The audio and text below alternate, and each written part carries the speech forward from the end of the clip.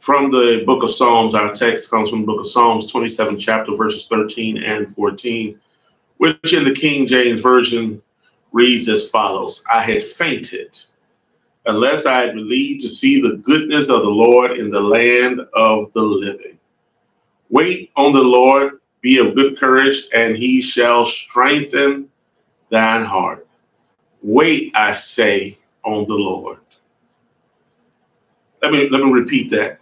I had fainted unless I had believed to see the goodness of the Lord in the land of the living. Wait on the Lord, be of good courage, and he shall strengthen thine heart. Wait, I say, on the Lord. These few minutes that I'm with you, I want to talk from the topic of I almost let go. I almost let go. I felt like I couldn't take life anymore. My problems had me down. Depression weighed me down.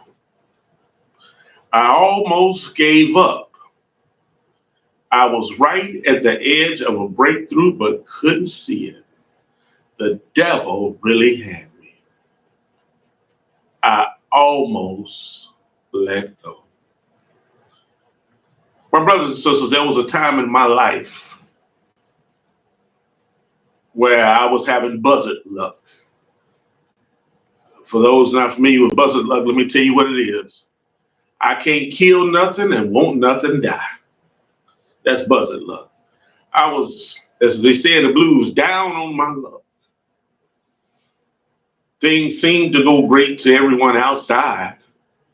I was looking good to everyone outside and those around me because I was crying the tears of a clown. But the people really couldn't see the tracks of my tears. Yes, I was the life of the party. Yes, I had a smile on my face. Yes, I had fun. But when I was alone, and I'm not talking about when I'm not around people, I'm talking about when I was alone, as in when I got in my own thoughts. Don't matter how many people around or who was around, when I got in my thoughts, things were not as beautiful as they seemed.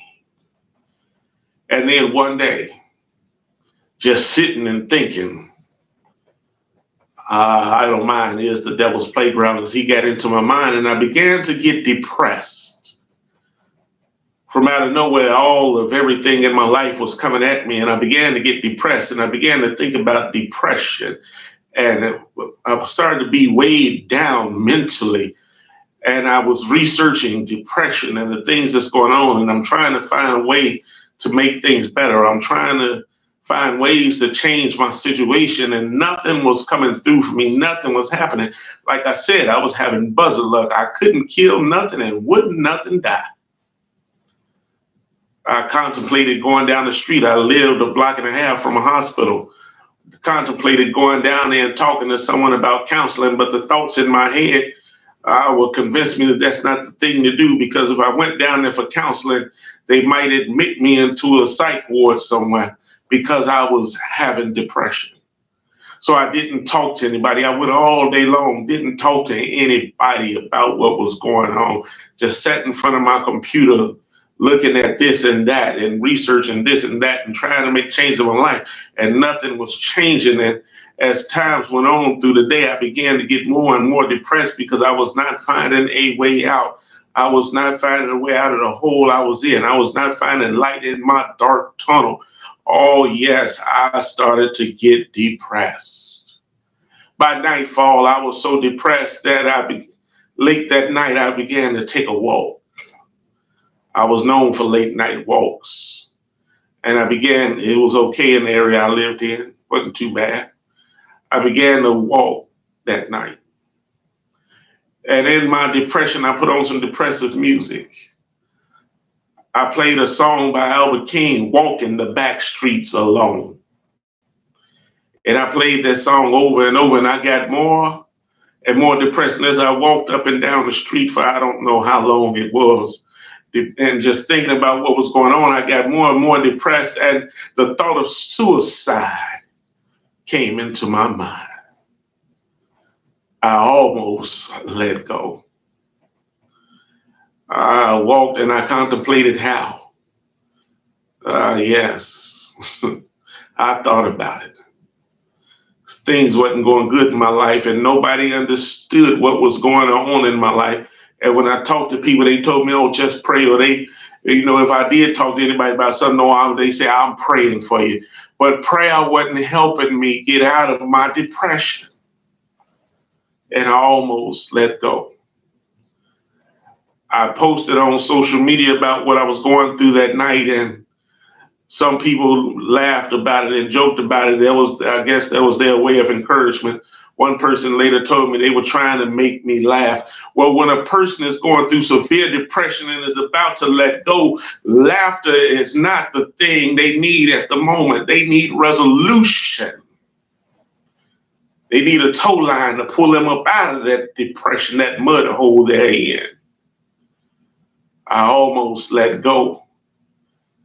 I had people reaching out to me through social media, and I was not hearing what they were saying. I wasn't caring for what they were saying. They wanted to pray. Well, prayer is not changing this. They wanted to talk. Talking is not changing what I'm going through. I need answers to my questions. I need solutions to my problem or problems. I even pretty much, as one person described, wrote a suicide note on Facebook. I tried calling the church. We have pastors on call. I tried calling. I called the church line. Well, I didn't understand that pastor on call didn't mean that they were sitting by the phone 24/7. I figured if I could call, maybe we could talk. Maybe there could be a resolution. Because like I said, I wasn't going to the hospital because they might admit me. And I didn't want that on my record. Didn't want that in my record. Didn't want that on my back, that I had been admitted for suicidal ideations. I almost let go. But eventually somebody got to a friend of mine, and a couple people reached out to me and they said, "Hey, go home, relax, do what you got to do, take a nap or something. I'm going to call you at XYZ and I'm going to go meet up with you." One person said, "Look, don't go do anything. Stay right where you are." Where are you at this moment? I told them. They said, "I'm on my way." Between those two friends, one came and talked to me about what was going on and everything. And he gave me his thoughts. It was almost like Job and his friends, as Job sat around in depression, wondering why he was going through what he was going through and wanting a way out of it, and talking to God and not hearing from God. Job's friends began to make accusations, and this friend told me, "Well, you just get God, this is God whooping you, so just take your lashes." I couldn't accept that. But I had a friend who came with a friend later and took me, and we sat and had ice cream, and we talked about everything in my life. And he began to talk to me man to man. He didn't talk biblical to me. We didn't even pray, I don't think, until the end. But the two of them talked to me about life and my life, and the two of them helped me out of my depression. Things did eventually start to get better. But beloved, I almost let go. I didn't know what was around the corner. I couldn't see the light at the end of the tunnel. I couldn't see a way out of that mud hole that I was stuck in. I was depressed, and I almost let go. In our context today, King David has reviewed what all he has been through and gone through in his life, and he gives recognition to God for delivering him out of the hands of his enemies time and time again. Then he gets to verse 13 and says, in the original text, I had believed to look upon the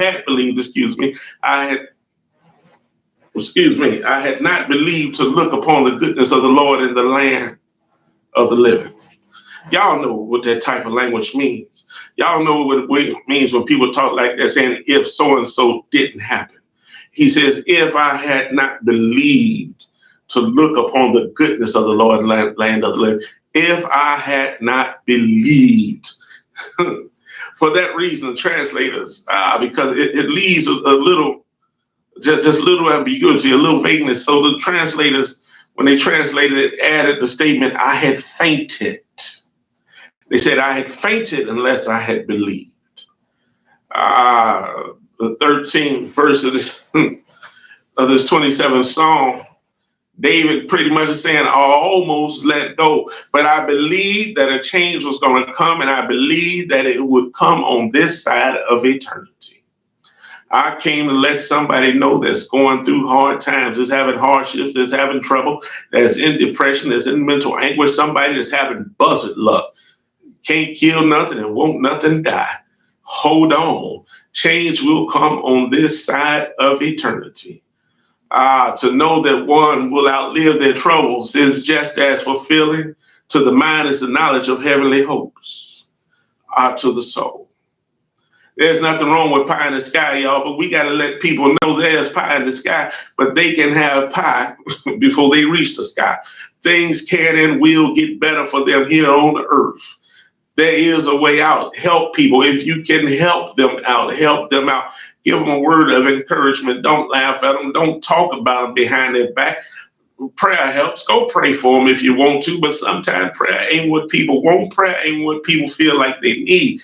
They need solutions to the problems. And if you can't give a solution to the problem, my advice to you is to keep your mouth shut, because David gave the ultimate advice when he got to that 14th verse.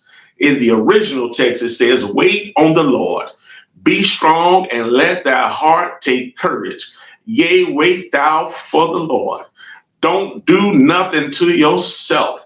Don't hurt yourself. Don't take yourself out of here. Don't even try.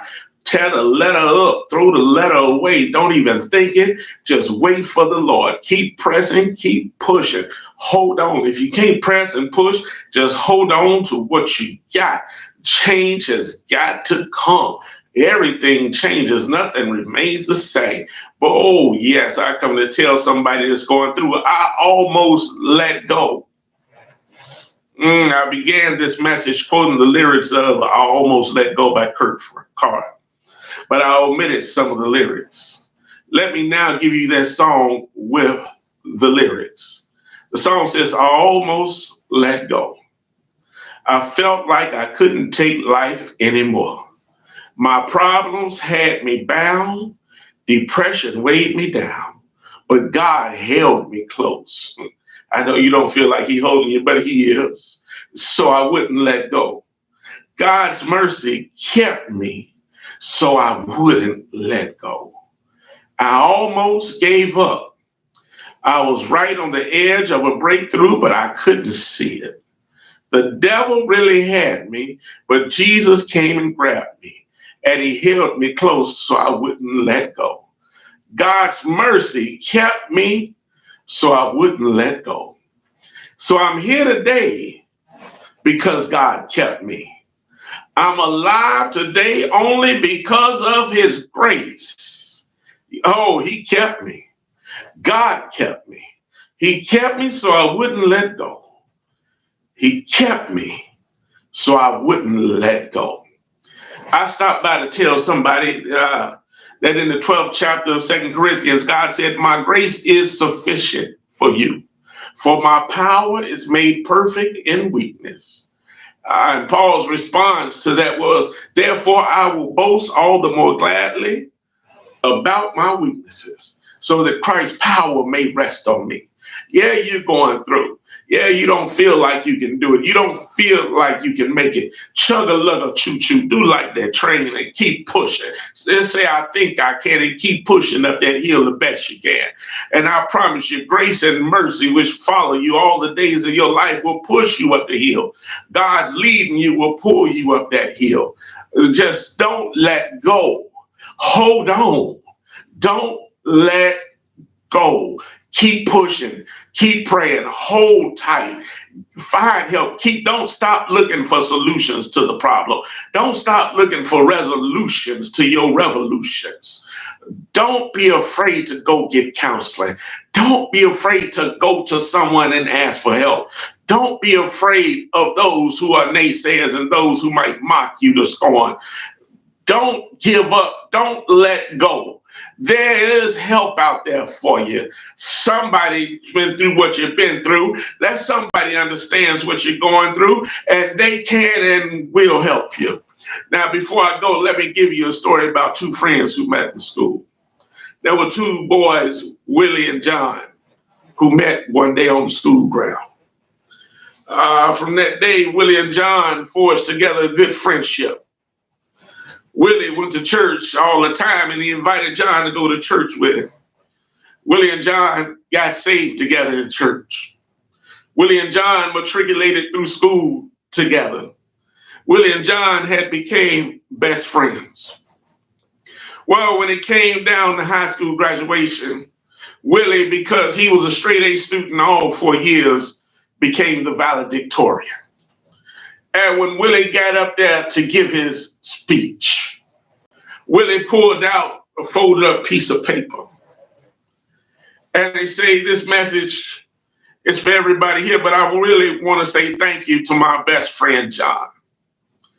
He said, I pulled out this note here, and these are not the notes for my speech. He said, I'm pulling out this note because this is a note I wrote some years ago. I was bullied in my younger days, and the kids would beat up on me. They would push me around. They would talk about me. They would knock my glasses off my face. They would push me to the ground. And one day they knocked my books out my hand, knocked my glasses off my face, and pushed me to the ground. But John, who I didn't even know, came along and picked me up. John picked me up off the ground. John put my glasses back on for me. John put my books back in my hand and even carried a couple of them for me. He said, John, I want to thank you. John, what you didn't know about me, other than you knew I was a kid that got bullied. What you didn't know is that inside one of those books was this note. I was tired of getting bullied. I was tired of being pushed around and nobody would help me. And I wrote this note because I was going to end my life that day. But John, because you came along and you picked me up. John, because you put my glasses back on my face and I could see again. John, because you helped me carry my load, I folded this note back up and put it away. Oh, I come to tell somebody all people need sometimes is a friend. They just need somebody to pick them up sometime. They need somebody to help them get their vision back on track. People sometimes just need somebody to help carry the load. Well, as time would have it, when they graduated, John didn't do so as good as Willie in school. And so he couldn't go to the colleges that Willie was qualified for. John decided he'd just go to the Army. So Willie said, well, we best friends, and I told you I'd never leave your side. That's the promise we made one another, so I'm going to the Army with you. As time would have it, they end up in the Vietnam War. And while over there in the war, they got ambushed. The company got ambushed, and they're under heavy fire, and the man in charge said, retreat. They began to back out of there, and they began to run to get away from the enemy fire. Well, when they got to safety, Willie looked around and he didn't see John. He asked, where's John? And nobody knew where John was. He said, well, I got to go back and get John. They said, no, sit down. It's too dangerous out there. He said, but I promised I'd never leave him behind. We promised each other never to leave one another behind. We'd always be there for one another. Well, the man in charge pushed him down and said, you sit down. Willie, you move. John probably is dead right now. Willie just couldn't accept that. Everybody telling him just wait until the fire dies down and we'll go find him. Well, Willie was not accepting that. And before they knew it, Willie had took off back toward where they came from. They let him go because it was too dangerous to go after him. A little while went by and they saw Willie coming back through the smoke.